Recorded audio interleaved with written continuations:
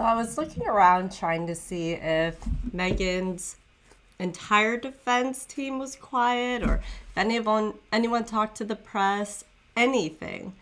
And I have seen nothing. I've also been doing that for the Colin Griffith trial and nothing, not making good progress. But we're gonna go ahead and listen and see what they have to say. So I will put myself in the corner.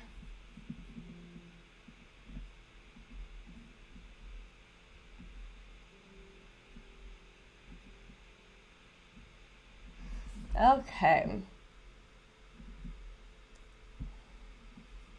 Let me know if you need any of the volume changed or lower or not.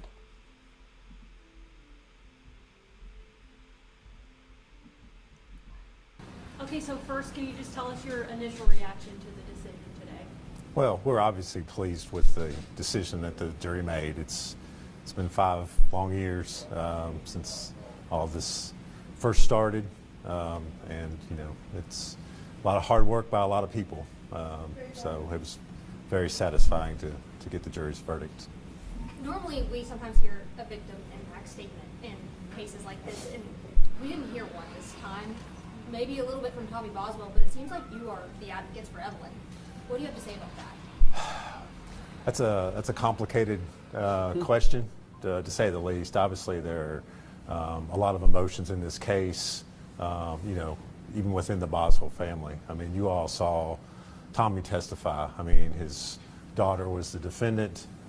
His granddaughter was the victim in this case. A lot of emotions. Same thing with Angela. So, but we're fortunate, and I would be remiss without talking about the incredible work that was done by law enforcement in this case. And as a community, could not be prouder to have those folks who really, from the get-go, from the time she was reported missing, who've really been her biggest advocates during these 5 years, to see, ultimately what we realized here in the courtroom today, which was justice for Evelyn. Even with that exhaustive investigation, all of the interviews, all of the forensic evidence that was gathered, Ms. Massengill even acknowledged we still may never know exactly what happened. Did you have to rely on the jurors' common sense and taking might be a shred of doubt and separating that from what reasonable doubt is in this case? To some extent. I mean, I think always coming from a prosecutor, it's I guess easy to say, well, we think you should decide the case this way. But this really was, a textbook example of, just excellent police work. For us to be able to come into the courtroom, to be able to present a case where you really don't have direct evidence. I mean, we didn't have a confession. We didn't have a video of the crime being committed. You had to rely on a lot of circumstantial evidence, and as we argued during closing argument, you're going to have to use your common sense to fill in some of those gaps that were there. So yes. General Massengill, during closing, you talked about the baby. Baby Evelyn mattered. Where'd you come up with that? Because it's the truth. She mattered and she deserved to live, and I wanted the jury to know that. How hard was it working on this case and seeing all those images, the baby in the trash can? It's very difficult, and it's difficult to show something like that to a jury or to the public, but it's important that we show everyone what Megan Boswell did. It's difficult, but we're willing to do it to find justice. Can you talk about the impact that this community has had these questions for 5 years now and finally have answers? Right, and I think that was difficult. Unfortunately, we made some very purposeful decisions as we were prosecuting the case, which I think a lot of people kind of took umbrage with. We did not release much about this case on purpose because we wanted to try the case here in Sullivan County. And I think that caused a lot of heartburn among people not to have those answers, not to know that information about the case. And we, kind of told them just to be patient because we wanted to try the case in the courtroom. And we feel like that's what we did. Was there a piece of evidence or something that you think really sealed the deal for the jurors on making this decision? I don't know that there was any one singular piece of evidence. I think the difficult thing in this case really is those interviews with Megan, and the fact that, you know, her story kept changing, kept shifting. And, you know, there were lots of little things, you know, that kind of ruled other things out. But I think ultimately, you know, it was a lot of her own words that were her undoing in this case. And what about how the baby was found? That is something that I think has hit home, and you could tell from day one, from the images you showed, jurors were crying, she was crying. Right. What do you want to talk about the rest of that? I mean, it's disturbing. I mean, it truly is. And, you know, we made a decision in trying this case because, you know, there were a lot of charges. Obviously, the lies and stuff that she was telling the jury. We didn't want the focus of the case to be on that. I mean, to us, that was the easy kind of low-hanging fruit, so to speak. We wanted the focus to be on the homicide. We wanted it to be on Evelyn and what happened to her. And that was why we kind of hit the jury right in the face right out of the gate.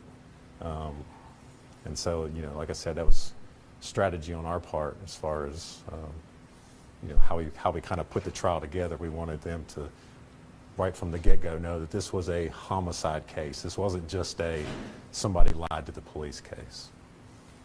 Megan will be eligible for parole when she's about 69 years old. As a prosecutor team, you asked for life without the possibility of parole. What is your take now that the jury decided to give her a chance? You want to answer it? We will continue to fight to keep her in custody for her natural life, if possible. Can she face more years than that, though, with the other charges that she received? She can. The judge will still have to sentence her on all the false report counts, the tampering, the abuse of a corpse, the failure to report charge. So in theory, he could run those consecutive, and he could stack that time on top of what she's already received for the homicide. Is So that something you all get to urge him to do in We your do. sentencing report? we do. There'll be a sentencing report, and then we'll have a sentencing hearing. That's what's set the end of May, and then we'll go from there.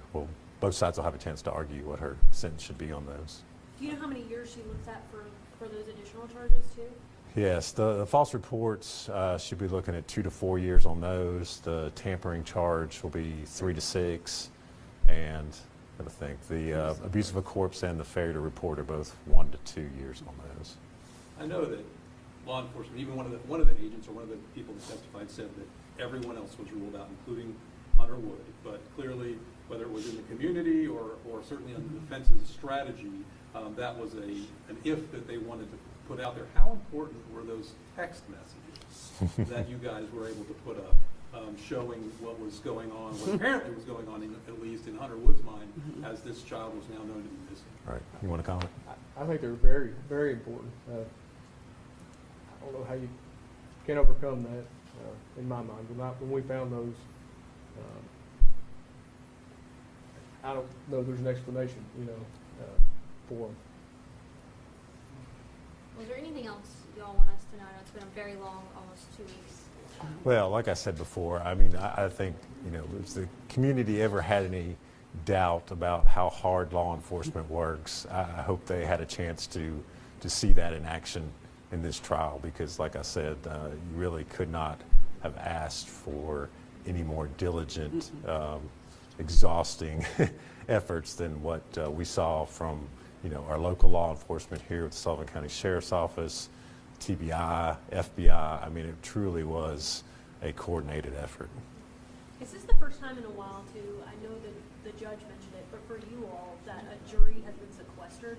It was. I don't know that I was part of the last one, but I know it's been about 20 years since the last time we sequestered a jury. So, anything else? Thank you. Oh, Thanks, thank you all. Thank you so much. Okay, very interesting.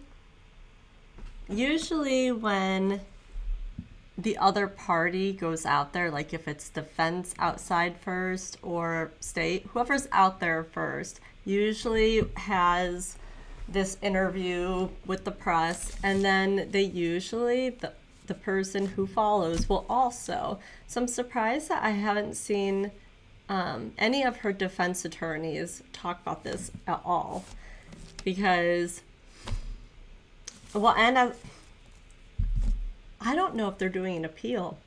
And I'm like, I wish that they would have come out and talked and then maybe told us if they're planning on gonna try to appeal.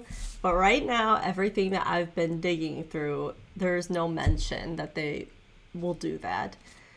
So hopefully at some point her attorneys will speak up. And I know it officially wrapped up today, so maybe they just need a day or two. But I am hopeful that it will happen at some point. All right, it was another good one. If you have been on with me at all today, thank you so much for watching. It's been a very busy week these last couple weeks. So I'll most likely be on later. Thanks again.